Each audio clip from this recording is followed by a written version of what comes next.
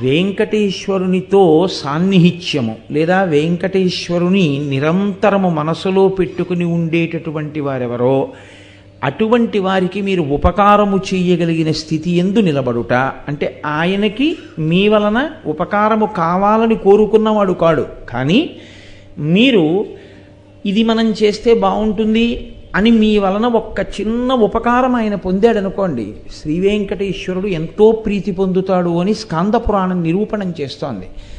అలాగే వెంకటాచల క్షేత్రమును దర్శనము చేయుట, ఈ భూమండలంలో మీరు ఎక్కడ నించునైనా సరే, ఎన్ని వేల యోజనముల దూరములో ఉన్నా సరే, వెంకటాచల క్షేత్రం ఇటువైపుకుందో అటువైపుకి తిరిగి స్మరణ చేసి ఒక్కసారి నమస్కారము చేయుట, వీటి వలన ఎంతటి పాపరాశి దగ్ధమవుతుంది.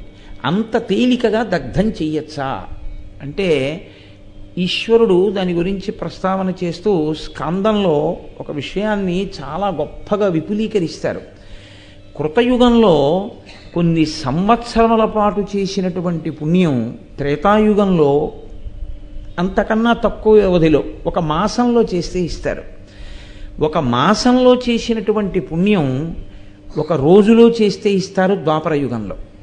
ఒక రోజులో ద్వాపరయుగంలో చేసిన పుణ్యం ఒక్క క్షణం పాటు వెంకటాచల క్షేత్రము వంటి క్షేత్రమును స్మరణ చేస్తే ఇస్తారు కలియుగంలో.